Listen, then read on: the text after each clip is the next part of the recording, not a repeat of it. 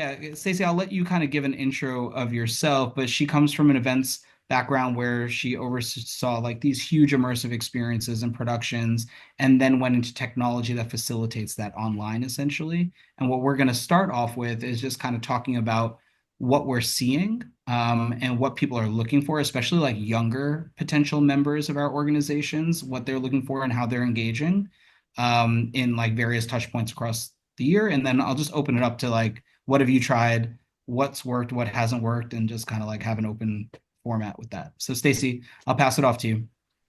Cool. So thanks for that introduction. It's a pleasure to be here, everyone.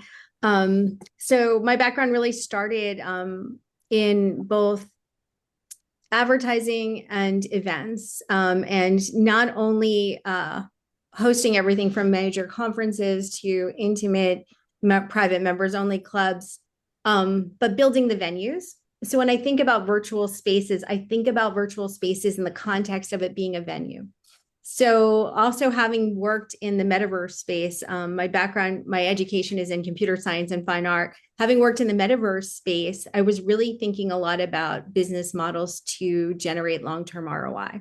And what we saw a few years ago, probably right before I met Pavan, was this flocking of agency people, of brands to virtual spaces with one-time executions. And so when I think about virtual spaces, virtual events, things like what Pavan is producing here, the Mastermind, is this idea that what do you do in a physical venue to get people to show up? What is it that keeps people going to their favorite bar or their favorite store? What is that interpersonal touch? What are the elements of engagement? And so that's a lot of what Pavan and I have talked about in our conversations up to this point. Yeah, and before we kind of jump into a conversation and some more fun context here, I'm a podcaster. I've had a podcast for like 9 years now, so I'll be kind of doing this more open format, conversational style. But why don't, because it's such a like an intimate group here, can we just do a quick introduction? Abby, I'll start with you, and I'll go in alphabetical order. Sure. Yeah, I'm Abby Lewis, and I run an organization called the Council for European Studies. We're an interdisciplinary organization of academics, so both grad students and faculty who work in different ways on topics related to Europe. Okay, great. And Karthik? Karthik Papaya. With Open Water, I've facilitated, project managed Event Cloud for probably over 50 clients so far. We've done anything from multi-sessions, concurrent sessions happening, along with Zoom integrations. So the whole gambit of putting together a virtual event goes into my purview. Christy? Christy Andrachek. I'm here in Houston. I work for a membership association called TXCPA Houston. We are a membership association plus a nonprofit for CPAs in the Houston area, providing education. We had to do the pivot and go virtual for a couple of years.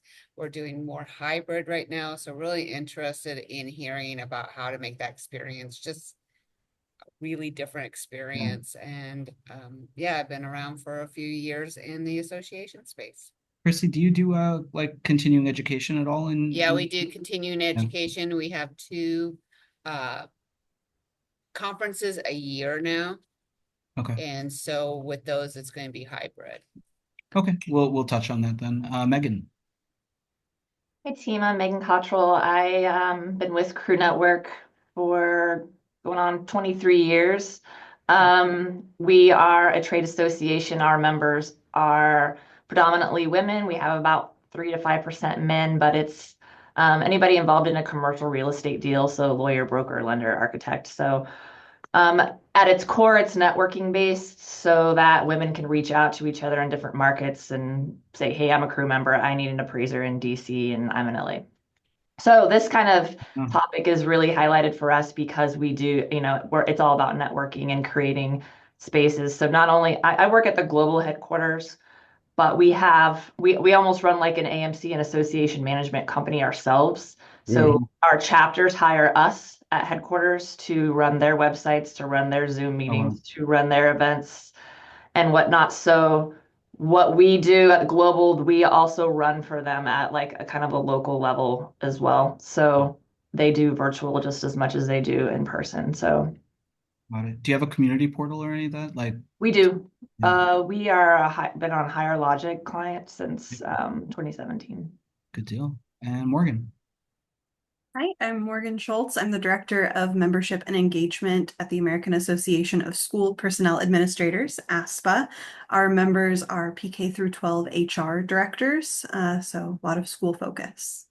Okay, good deal. So, I mean, as you could see in like the email that I sent out, which I'm assuming you all got, we probably had like 15 people register or something like that. So this is just going to be the natural thing when, I'll try to share that list maybe like 24 hours ahead of time. That was really cool. Thanks for doing that. Yeah, of course. Well, I mean, look, there's going to be some rules of engagement. I'm going to figure out what those are. I set the tone a little bit where there's not going to be any sponsorships in this group at all. So we're not going to receive that sort of, solicitation. And we want to try to keep this as much of an open format and an area where people don't feel like they're, vulnerable to like solicitation. They're also feel like they're representing themselves and not necessarily their companies. So whatever you may say and is for professional development for yourself, not necessarily any sort of like representation of the organization you're with, right? Although you're obviously here with, how do you better, what you all are doing, but this really is, you guys all kind of taking a priority on your own interest in the space and your own education in the space. So I want to kind of leave with that. So Stacy, I'm going to come back to us here now, and I'm going to kind of run this now a little bit as a podcast.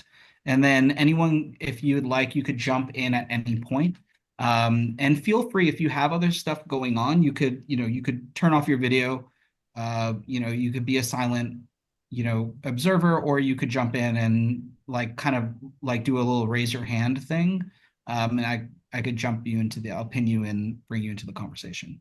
So Stacy, like one of the over the course of this, like the last, like let's call it like 5-6 years, what I've noticed out of a lot of the associations we worked with is like we just trial and error like a ton of like, let's call it like happy hour type stuff. Like I don't know, like Gather is a really like popular one, and I find that like a lot of these, let's call them like gathering spaces, for lack of a better word, or it is the best word probably, is that they're kind of one and done, right? And they're treated as like a happy hour add-on to a conference, a virtual conference, and it feels a little bit like, okay, what's the point?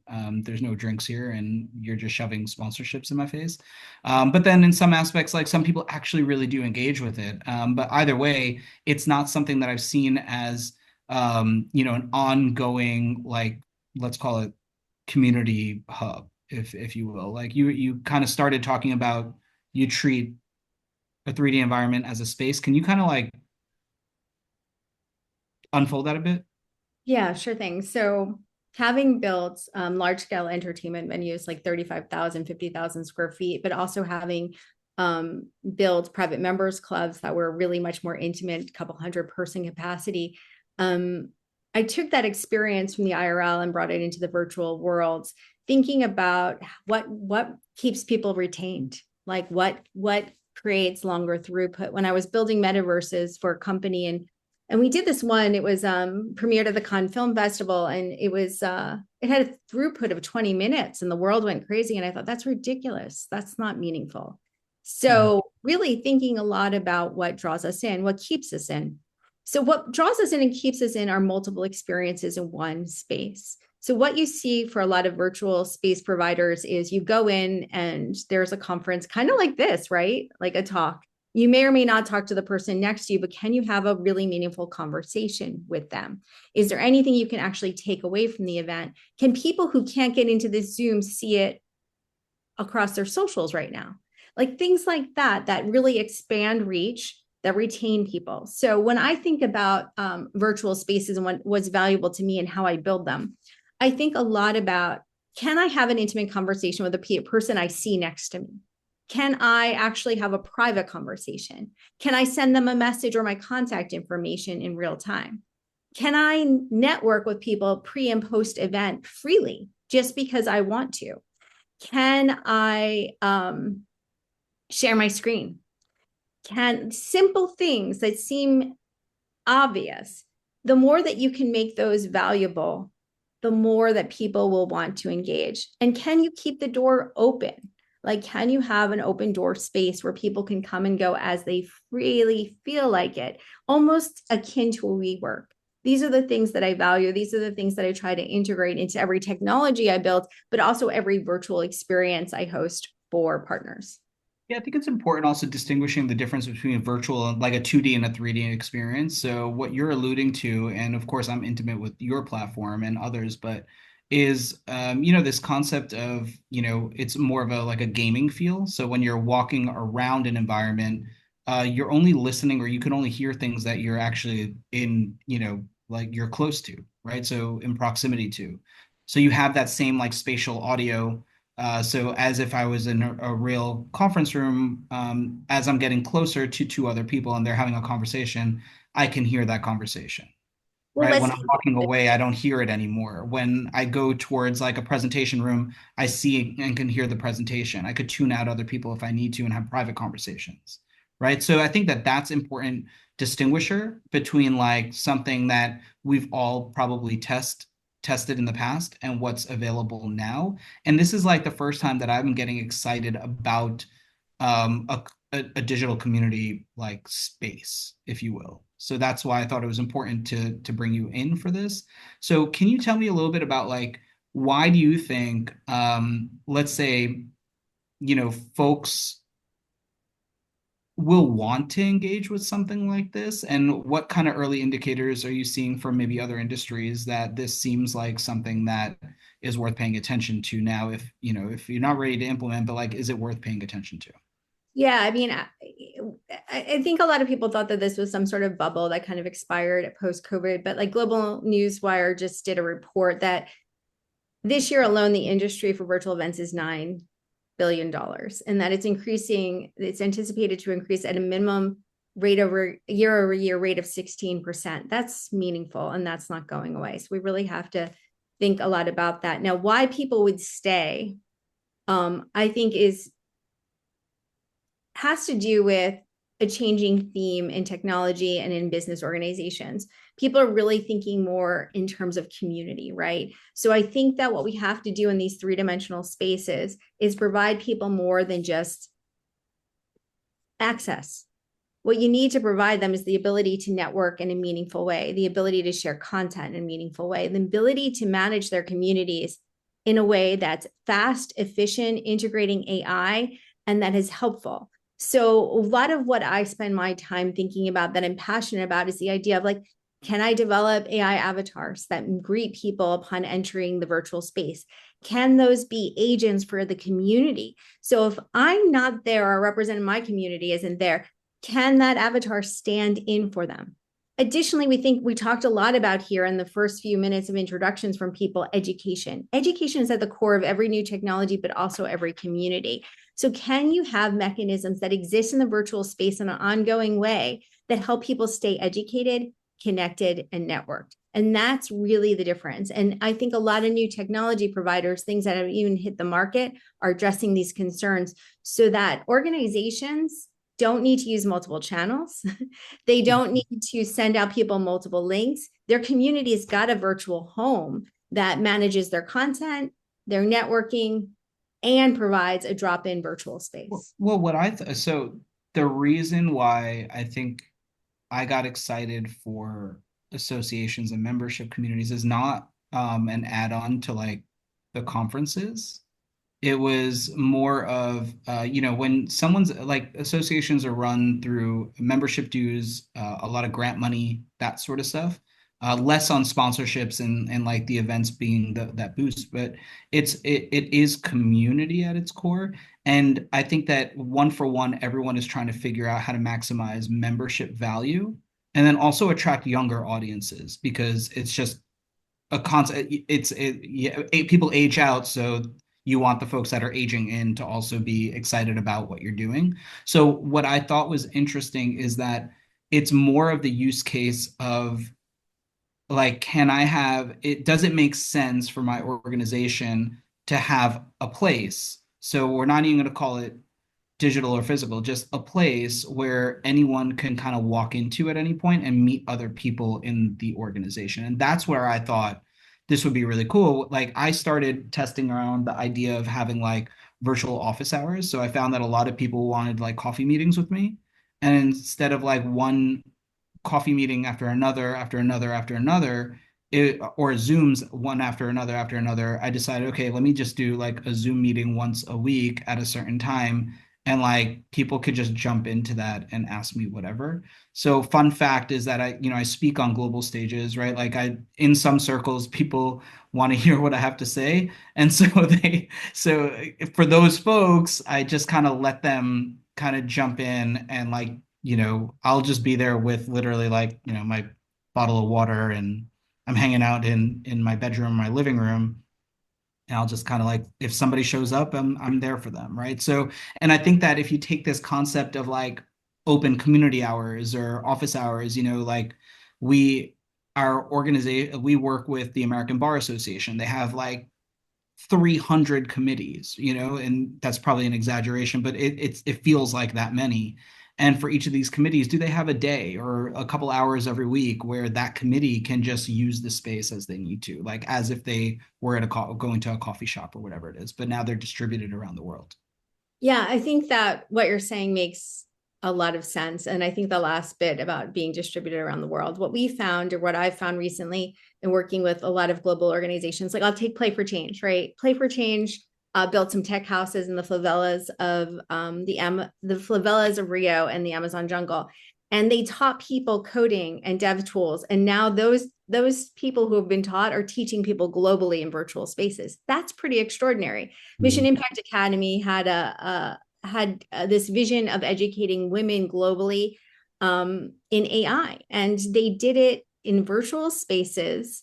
And they had these women meet and network, and they had people from over 65 countries together learning. Like that's where things changed the game. I worked also with Crypto Girls Club, and Crypto Girls Club has chapters globally, but they never can meet, right?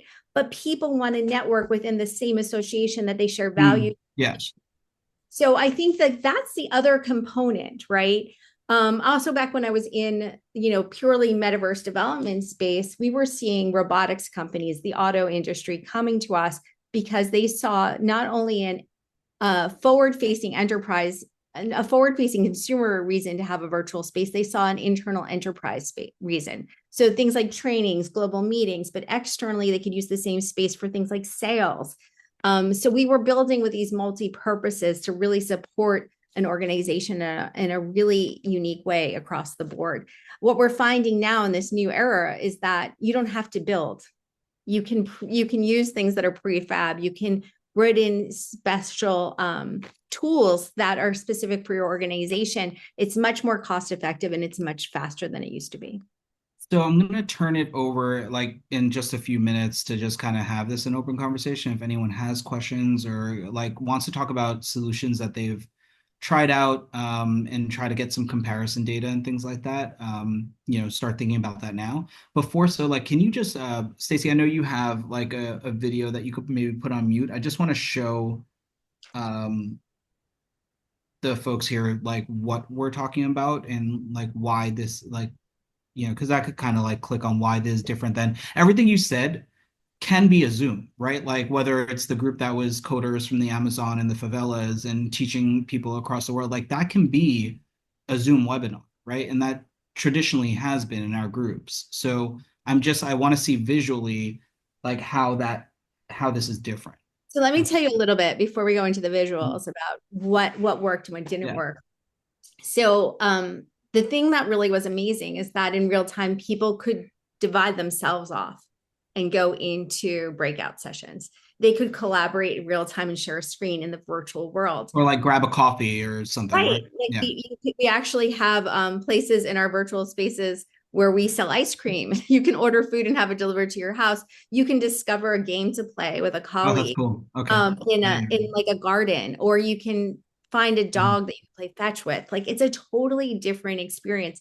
For me, it's important to capture the magic of everyday life in a virtual built out space. And also, I think you hit on something really important. I like to build in gaming platforms like Unreal Engine, like Unity, because you really are building a game environment for people to exist in for business and enterprise. And that changes your capabilities. If you want to do a demo about a three-dimensional object, you can not only lecture about it, you could bring the three-dimensional But object what I worry about for associations yeah. generally, and like, is the adaptation, is like people's comfort level with actually doing that. Because for the most part, at least from my experience, it's like the age is slightly skews higher than somebody that's digitally native, let's say, right? And that's comfortable, using whatever 3 or 4 keys to move around, look up, down, and all that type of stuff. Yeah, I'm that's I'm barely like comfortable with that stuff. And I played some video games, not a lot. I'm not a gamer, but like, it takes definitely some getting used to. And, that's where I feel like is going to be the biggest bottleneck for this. so let's just address that really quick too, is that we're at a $9 billion market, which is big but small in my mind's eye, because it's getting easier, right? You're seeing a lot of solutions now that you don't need a headset. You don't need to download anything. Completely browser-based, totally mobile. You can use your finger to move through the metaverse on your phone, or you can just use your WASD keys. So you've got a lot of options. And as far as an admin, if you can share your screen on Zoom, you can share your screen in a virtual world. It's literally 2 clicks. So it's really about if you are producing virtual events, finding the solution that fits your community and meets your community where it's at. Because there are lots of solutions out there, right? There's not a one size fits all across different demographics. And I would behoove you to press on different tech products to find those. Yeah. I mean, like, I'm gonna likely suggest for folks that have, like, so again, going back to the ABA as an example, they have like the Young Lawyers Subcommittee, right? So like I feel like that's a good place to start to like test out this engagement, is maybe people that are, because I mean, everyone also wants to figure out how to, like, skew down, how to attract the next generation or the next wave of members, right? So Yeah, um, if you don't mind, if I just jump in right here. yeah, please. So what I find very interesting is the evolution of engagement here, right? So originally, And Karthik, sorry, Stacy, as Karthik's speaking, do you load up that video? I want to show it in the background, and then I'll open it up completely. yep. But go ahead, Karthik, go ahead, go for it. So the evolution of engagement here, it's normally, it was just, the water cooler talk. Everyone is on the same floor conversating, and then came more of emails, right? And people had to get used to that. And then, fast forward everything going into now it's Teams or Slack and direct communications. And people felt a little bit uncomfortable with that. And then came Zoom, right? Using some type of video streaming platform or just communicating. And I do see that the next evolution is going to be in a virtual environment. And it's just when will that turn happen from going now from just text messaging and slacking or Teams communications now going into something where we can virtually meet each other, right? And having that open door environment. So that's what I find really fascinating about this whole thing is just I always see the evolution of this engagement. I agree. And Stacey, is there a date, like, I'm sure you have data, like, like what type of like, are people looking for this? Like, what's the engagement around 3D? Now, coming from a consultant that worked a lot in like retail, like e-com for beauty and fashion, I mean, you're seeing a lot of the major retailers have 3D stores now, right? So like Coach, if you go to their website, you could walk through it. It has their music playing and has their artwork playing. So you're able to now bring in a fully branded experience to the retail consumer. So that's my kind of parallel to this. So when I saw Hive 3, I said, oh, wow, well, retail is going there and investing in it tremendously from a browser-based solution. Can membership, like, communities also create their own like offices or their own, like, event spaces that people could jump in and out of? That's exactly right. And that's how we've been structuring things. So there are a few different ways you can exist. You can exist in a space with other communities, other companies, kind of like a strip mall in a small town, or you can have your totally gated world. And depending upon where you are in the spectrum of the evolution of your company or your community or your organization, you would pick depending upon your needs. Yeah, it's a really good point. Brands are loving the idea of virtual space and virtual spaces for education and working, because they want to have virtual shops near where people inhabit the virtual worlds.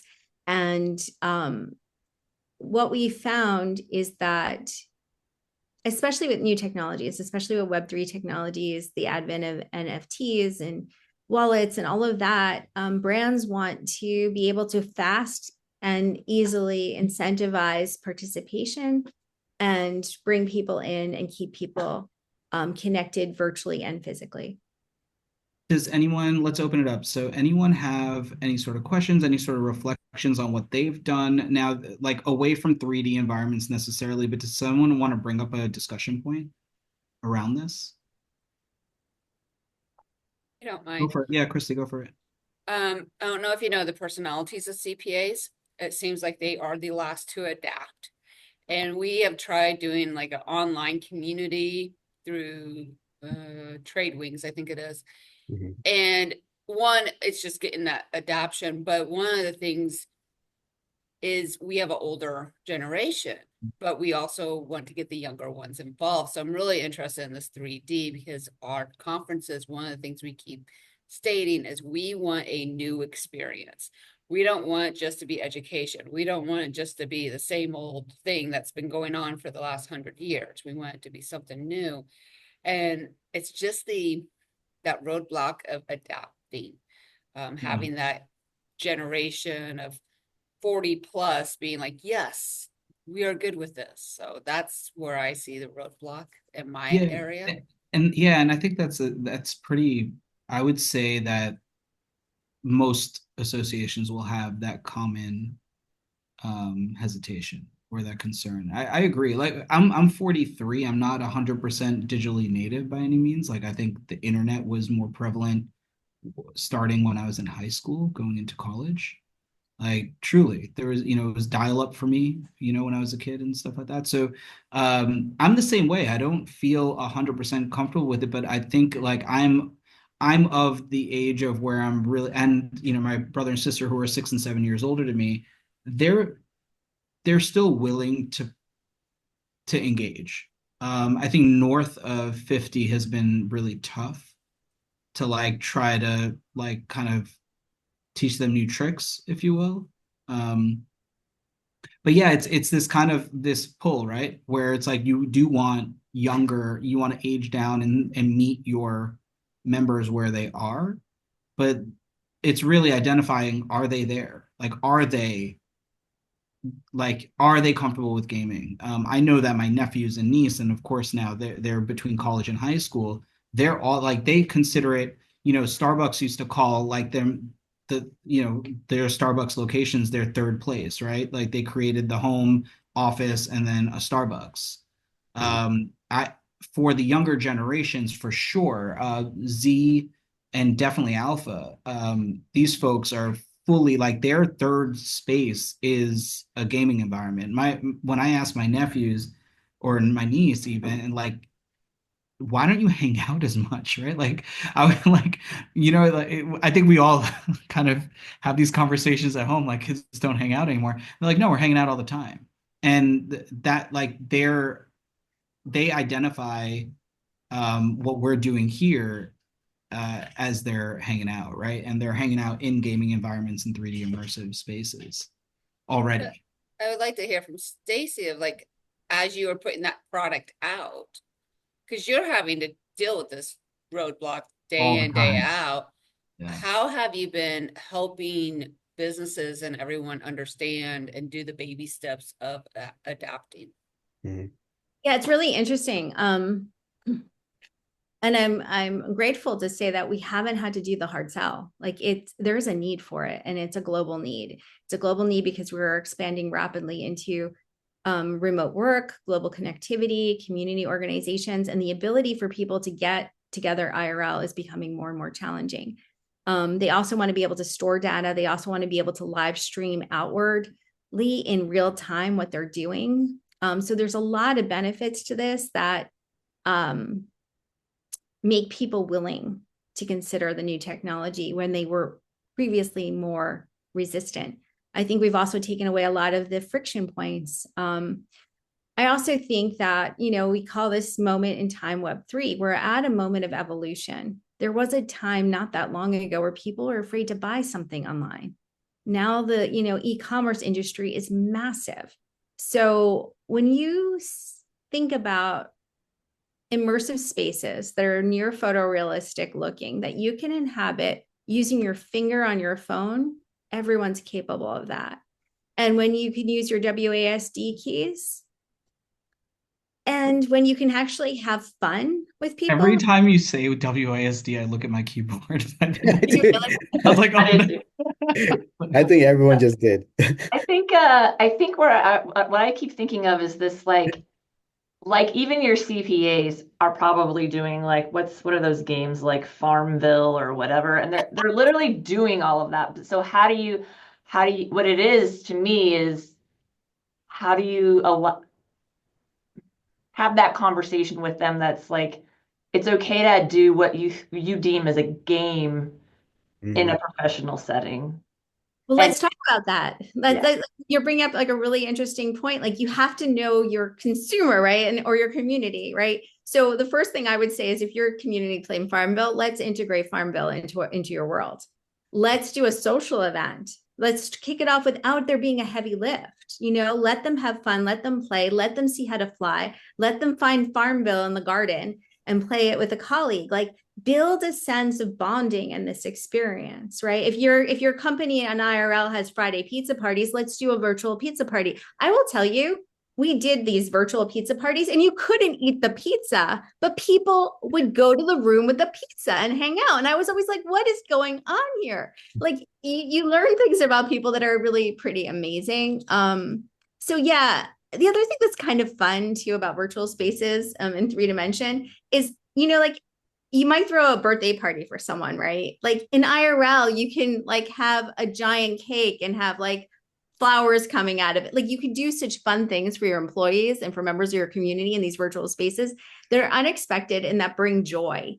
And that's something we've seen a lot of, like figuring out how to bring joy into people's everyday existence in virtual spaces. And then they love it. Like then they're like in. So part of why I build the way that I build. And I'm definitely inspired by the things that WeWork did early on. Like the company was a bit of a mess, like let's face it. But that idea of you coming to work and finding joy, finding a sense of play, finding camaraderie, that's what I hope to provide communities and companies with the virtual spaces I build. This is not about adding another barrier, another point of friction. This is about another point of inspiration, connectivity. And that's really what's important to me as a person, as a business person, as a developer, all of it. One thing that I talk about when talking about like building a new hub, for folks and getting people comfortable, conditioned, whatever the word is, to actually like using the space and taking advantage of it, is that it's kind of like anything else in the sense of if I opened up a cafe, like I'm not opening up the cafe and being like, oh, only 4 people showed up today, so I'm gonna close the cafe down, right? I think it takes a while to build habit and get people comfortable to like not only dip their toes in, but to actually like hang out in the water. So with anything that I've done, and I've done tons of community work, is really consistency, effort over time. So if you feel like you're making progress, like for me, I, you know, the original goal for this webinar today is not, I want 20 people to show up today. The goal of this one was, can we have people that show up and gain value out of it, right? Because if that's the case, then I know we're onto the right thing. And over time, we'll get to a place where it's exactly, we'll identify what's that sweet spot of participants, what's the sweet spot in programming. And, and as long as people, for me, the goal is now in post, you all, pay attention to, maybe I'll come to the next one if I'm available, because, even if I'm, kind of like a quiet bystander, like I might pick up on something, right? Can we get it to a point that this is a community? Maybe Stacy, we build it out in, in Hive 3 and we try it out, right? But the idea here is like, are people coming here open-minded to learn and to like discuss and actually like share their successes and their pitfalls? Because I think that both of them, like everything's gonna be very relatable across the group. And so I have some standards for ourselves for this group where it's like, hey, I'm not going to sell anything through this, meaning like I'm not going to have sponsors come in. I'm not going to, maybe we could do like a demo day one day, but like I don't know. Right. But for now, it's really like, what's your success marker? In my opinion, I'm already really thrilled and I'm very appreciative of all of you joining here today and, like being a part of it, because I'm sensing that there is an element of community already built here. So how do I now kind of hone in? So I think like my reflection to this is that, like anything else, if you're starting a Slack community, right, for your members, if you're starting, an ongoing, Zoom office hours like I did for my personal, it's like, don't do it once or twice. If you're going to do something, lock in and like start identifying if there's forward progression, because, just like anything else, there's a Y curve to stuff. And the takeoff point might be a little bit longer in some strategies versus others. That's all. Really well said. Community takes a long time. Well, I just want to say this is for me, this has been really interesting because one of the things that we're finding from like the academic side is people do no longer have funds to travel. So having in-person conferences is difficult. In the past, their institutions would cover the fees. And then two, there doesn't seem to be much interest in online. So we've tried to pitch an online conference to our members and largely have essentially there's not interest in online that they would have to pay for. And we run the cost analysis on it. And essentially, if we can't get 200 people to come and pay, it would be a financial loss. And so this is kind of interesting for me to think about what other options might be out there for building community. If doing big in-person conferences that are funded by universities are less of an option. And B, I think during COVID, people did online conferences because it was the only option. But today, at least in a traditional format, we've found that our members are not, at least not as excited about doing it and paying. So anyways, this gives me some things to think about of, kind of in between options we might be able to offer for building community. Well, Abby, you bring up a really interesting discussion in my head that I had recently. So this idea of the word community. So every brand under the planet over the last like 4 or 5 years has been, oh, what's our community strategy? What's our direct to community strategy? And obviously we're a membership community, so this is truly a community strategy. However, what is a community, right? Like for me, community is, your neighborhood. It's, hey, let me shovel Margaret's, driveway because she's 82 years old and, I don't see her kids around, right? Community is like that sort of stuff where people are adding value and they can rely on people. I think that we've gotten away, or I think the word has been so diluted, the word community, that it really is just audience in a lot of aspects. And I'm not saying that anyone here is guilty of this or not, but what I do find, especially on the brand side, is that somebody will host a series of events, call it once a quarter or whatever it is, and they'll be like, oh, our community. And the fact is, it's not necessarily it's a community. It is exactly that. It's your audience. And you have to build a business model around selling to your audience, not selling to a community, because it's a different thing altogether.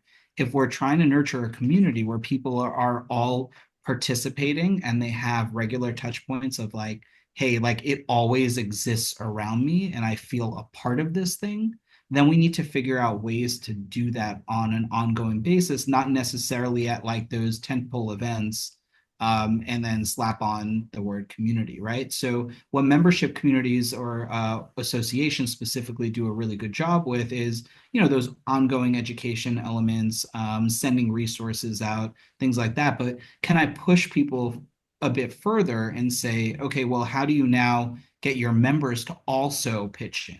To also say, hey, I came across this, everyone should know about it. And like, again, platform agnostic, like what is the right platform, right? I'm part of a Slack community, which I find a lot of value of being a part of. And it's so simple because it's where I'm already at, right? I'm part of Telegram groups and WhatsApp groups, and I'm sure everyone is here, right? It's just some of them make sense for what it is, and some of them don't.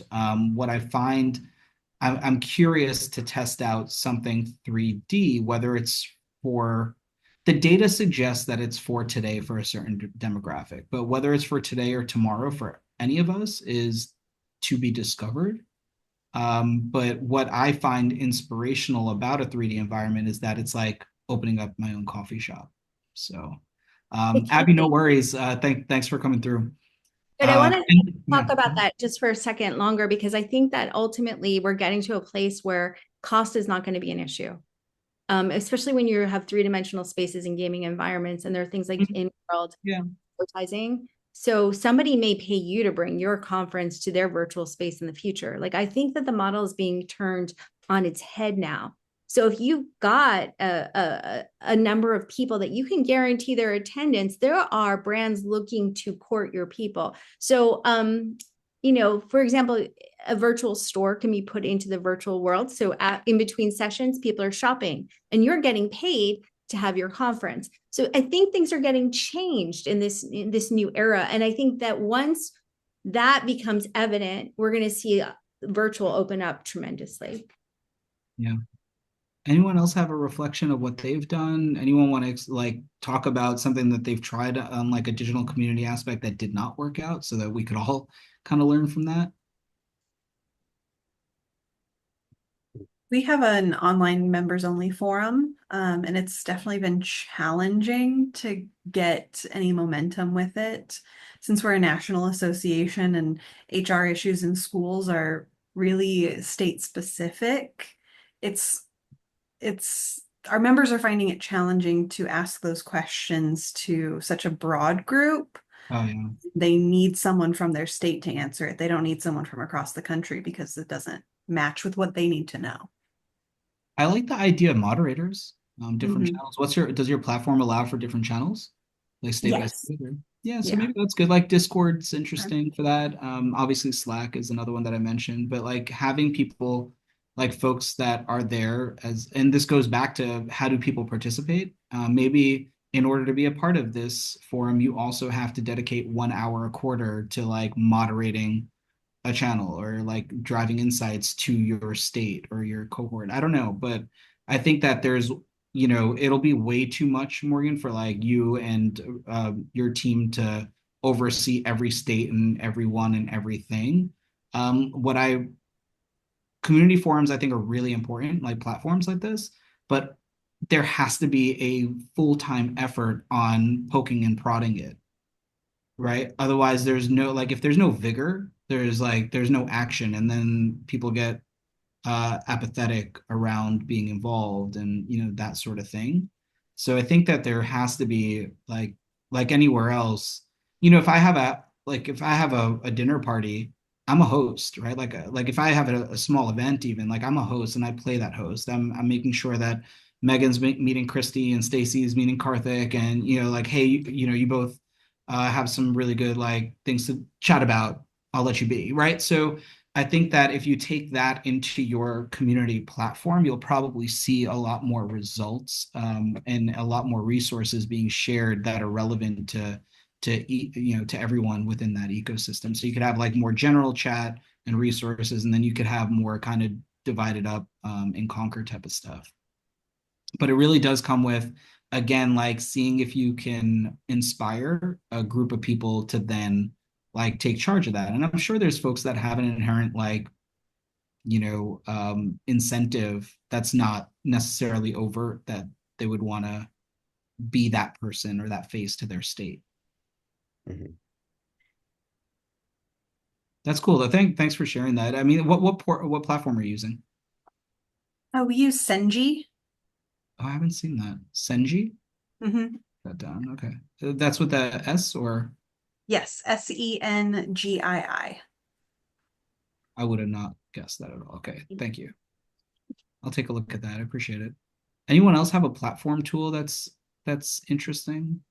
I should mention that Stacy's Hive 3 does have a community platform hub as its, kind of like the landing page, and then you could go into their events and stuff like that. But anyone, Megan or Christy, Karthik, are there anything tools that you've used that are good?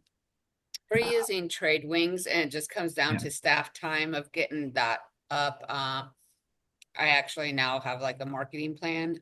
Growth Zone was another one I just took training from last week, and I know because I have a side hustle, one of my clients is using that, so I'll get more familiar with that and soon. Yeah, We'll report back. we use Higher Logic's online community. And we took to heart from the very beginning to not have too many. And we've kind of forced them all in that open forum, and then only allow like our global committees to have the siloed kind of communities. So, but Morgan's problem, I understand, is kind of we have the reverse problem. We don't really have that problem because we're so multidisciplined. It's not state by state or country by country.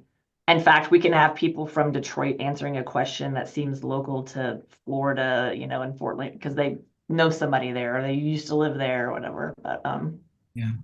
no, it really works really well for us. I just think that it's just getting kind of static, and I'm not seeing innovation in that product. So Yeah, it's more about like just poking and prodding, right? Like I just feel like it's always about that. mhm.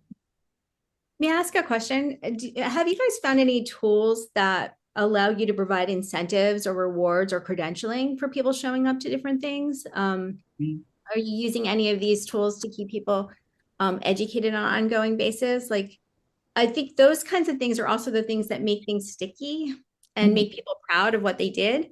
So just curious if you guys have had any experience with that. Yeah, the product that we use has kind of a built-in gamification kind of to it. So, and you can set it all up on the back end to determine like what actions they do gives them, badging or ribbons or things like that. But it's still kind of, for me, kind of like a basic gamification. It's not as elevated as I see like other, you know. Where do they get to show off their rewards, and can they redeem them for anything? On their like profile page, right? Which other people have to actually go to in order for them to see it. We don't really sell anything for them to redeem, but that aspect is a part of this community, like discounts to events or things like that. Yeah, I think that's like interesting, whether it's like, one thing that people can't buy is access Yeah, necessarily, or if you allow that to, like, if you don't like just sell access, but you give it to the folks that are the most that's active in your online community when they show up to, like, that was one of my ideas I wrote down to steal one of your like open office hours, is giving them almost like, I'll be honest, why I came to this event was because the email made me feel like I was special, like I was asked and I had to be approved. So that whole process will resonate with our members as well. And so like I'm asking you if you want to come to these open office hours, but only a certain amount of you get to come. It's not just everybody. And that is almost like a reward in and of itself. Like, Yeah. because you've been so engaged in the community, I'm gonna step up your I'm act. gonna be available now Yeah. to you as you need it, once a week, once a month, whatever it is. Yeah, I love that. Yeah, I hope you try that out. I'm curious to see how that goes. Stacy, you want to drop your contact detail? Actually, I emailed everyone with you on like the CC. Does everyone have Stacy's email? Just in case you want to reach out over there. If you have a Calendly or something like that, Stacy, feel free to drop it in there. If somebody wants to take time off, sorry, I might be overstepping there. If you would like to share your scheduling link, Yeah, no problem. Sorry. I should ask that prior. But yeah, if you're comfortable and you want to like, if you're giving yourself open to kind of like, showing what Hive 3 has, then if I'm they're gonna thrown put in there. I'll put a Calendly in the group chat for you guys. Perfect. If you schedule a meeting, just reference this event, and that would be great. Yeah. And I'm fully available all the time. I'll connect with the folks that join this on LinkedIn. You have my email, obviously. Both are very easy ways to get a hold of me. And the next one that we do is actually, yeah, so March 4th. Actually, I'll drop the registration link for the March 4th one. And again, if like, if you think it's worthwhile, and I'm not saying that we could get off of this whole 3D environment thing or like, community hub. I think this is going to be a through line that continues to come up because it's so important to memberships, like to membership communities. It's like, how do we engage online and hybrid? But with that said, the next one is going to be more geared towards like creating funnels to attract new members. So, the person that we have, Hamid, he's, kind of like the way that I describe him to people is like he's like the Gary V of Pakistan, where like, I was having actually Karthik and I were having a pint with him in New York the last time he was in New York, and literally someone stopped and recognized him and asked to take a picture. I was shocked. And I was like, what? I was like, does this happen a lot? He's like, it happens. He's like more at home than here, but he's like, it happens. It's like, watch it. I was like, that's interesting. But anyway, also to say is that Hamid is, he's an expert in his domain of performance marketing and, creating hooks and stuff. So I just dropped the registration for March 4th. If you can make it, great. If not, no worries. I'll figure out how to make this over time. Again, this is the first one that we're rebooting. So over the course of the next 6 months, let's call it, I'll figure out how to have like what is the hub for us to exchange information if that's what everyone wants over time. And so I'll be looking for, you guys to reach out and say, hey, I did like this or I didn't like that. Maybe Karthik, we should have this, like a small survey, like a 4-question thing or 5-question thing. So we'll think about that. If you're willing to give us feedback, that'd be great. But it really is this group is going to be for all of us to kind of grow. So that's what we're doing. Stacy, thank you so very much for joining, for being our guinea pig on the reboot here. Megan, Morgan, Christy, and everyone else that joined. Thank you. We did record this session, so we'll do like some sort of AI tool on it that will hopefully, synthesize it and give it to everybody. We'll probably get better with that over time also, and kind of like, sharing all the resources in post. But that's it. If you have any questions, topics, things like that, reach out, please do. And hopefully you decide to come back to one of these. Thanks so much, everyone. Awesome. Thank you. All right. Cheers. Thanks.